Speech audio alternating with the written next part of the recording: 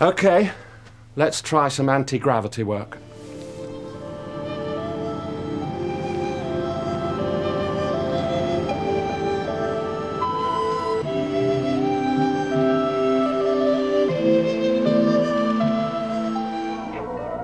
The weightless walk or run provides a stern examination of an actor's mime skills. Expressing emotion from inside a spacesuit isn't easy. Bit of help from Dr. Slow-Mo here.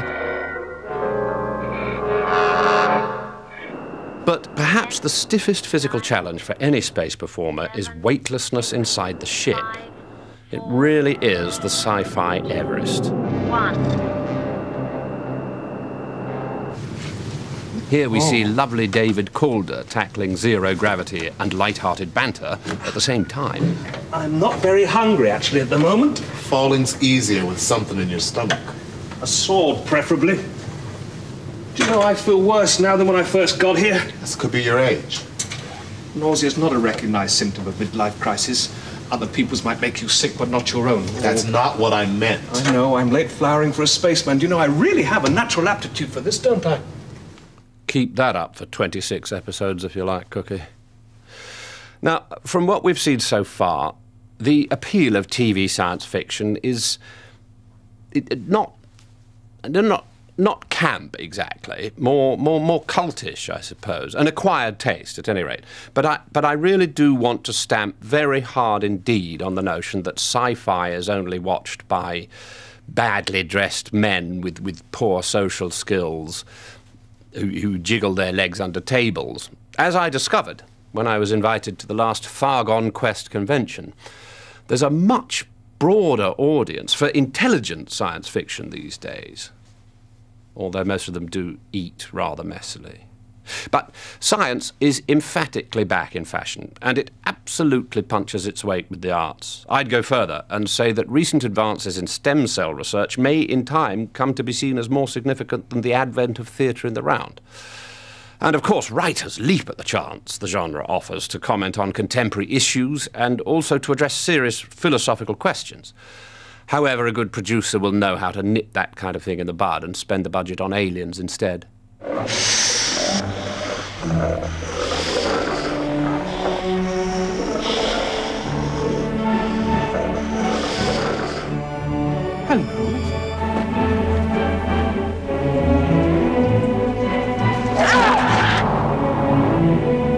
Social call.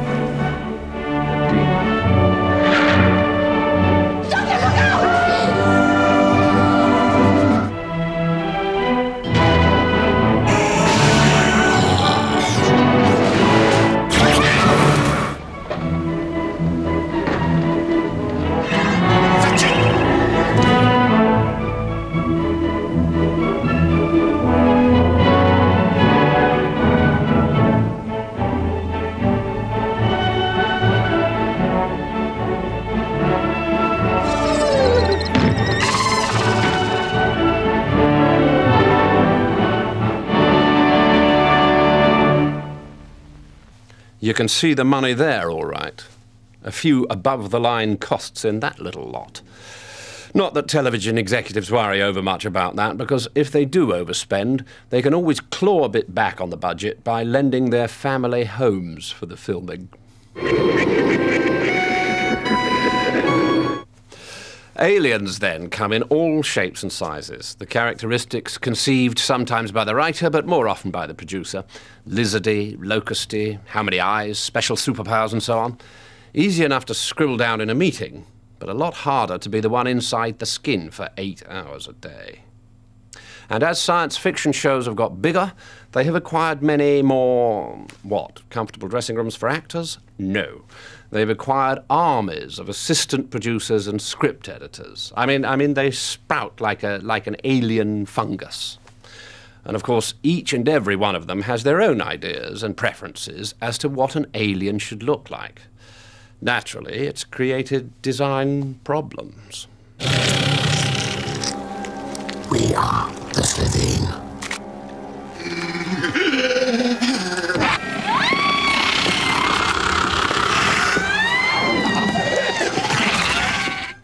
A classic example of an alien designed by committee.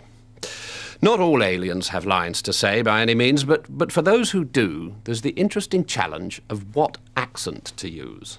Alien speech patterns vary almost as much as they do on Earth.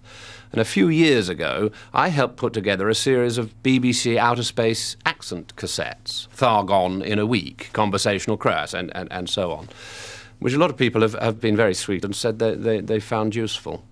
So let's hear some alien dialects now, starting with pteroleptal. Tell me about your mode of transport.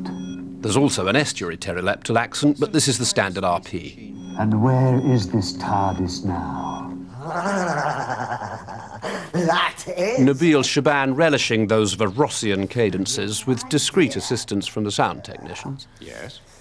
Are they really disturbing, these videos you sell? I'm sure a proper rescue operation will be mounted. Oh, the notoriously tricky Phallos dialect. These Earth females seem to have a distressing tendency to rash action. How far from the target is the Scarazan now? Yes, Zygon's pretty straightforward and not too hard on the larynx once you've flattened your bottom out and tightened your box up. You admire our technology, human? Well, I'm not human and I've seen better. And it's interesting to note the close linguistic connection between the Zygon from 1975 and these Martian ice warriors from 8 series earlier. Where is the girl? Jorok has not yet returned. He must find her. Yes. Dear old Bernie Bresslaw pumping out the sibilants like a beam engine. It's like wearing a mask in Greek tragedy, with the shape of the mask informing your performance. Hissy, squeaky, guttural with a gastric underbubble and so on. So alien acting is simply continuing a 2,500-year classical tradition from the Bacchae to Blake 7. And by the way, if Euripides were alive today, I've no doubt whatsoever that he'd be writing for Doctor Who. I mean, I'd do it like a shot then, of course. I always prefer to create my own alien voice rather than resorting to synthesized enhancements. But it really depends on the thickness of the skin and whether there's a mouth hole to shout through. But some aliens really do benefit from a little extra vocal voltage. If you're cast as a tripod power master, for example, you need all the help you can get. Does the Cognos agree? A big alien needs a big sound. And here the synthesizer enhances the formal elegance of the tripod language.